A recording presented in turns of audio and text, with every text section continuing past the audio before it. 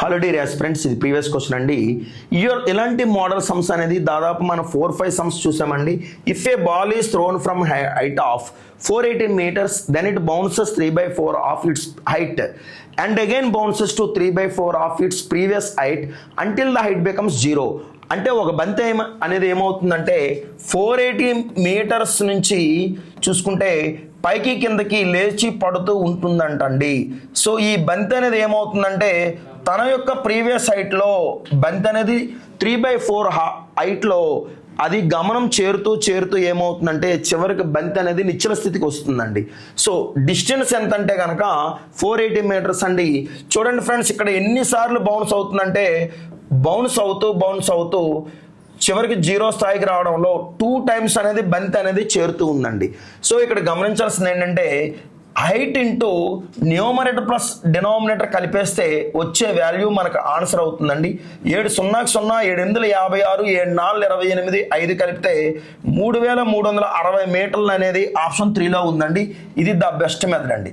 ఇక్కడ వచ్చేసరికి short cut చూడండి ఫ్రెండ్స్, ఏదైతే 480 meters ఉందో దానికి ఏమవుతుందంటే ఇంటూ 2 × 3/4 ప్లస్ 480 × 2 × 3/4 హోల్ స్క్వేర్ అనేది వస్తూ చివరికి ఇన్ఫినిటీ టైమ్స్ వస్తుందండి.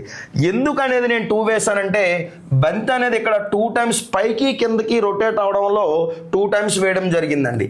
480 ప్లస్ 480 కామన్ తీసుకుంటే ఓకేనండి.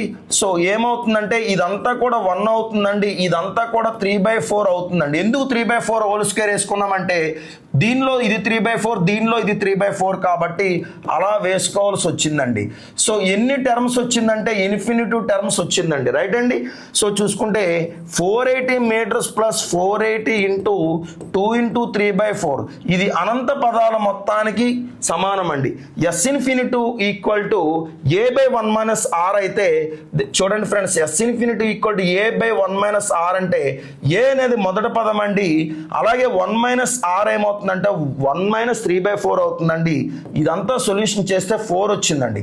ఈ 4కి 4 క్యాన్సిలేషన్ అయితే 480 ప్లస్ 480 × 6 అండి, 480 × 6 ఓకేనండి.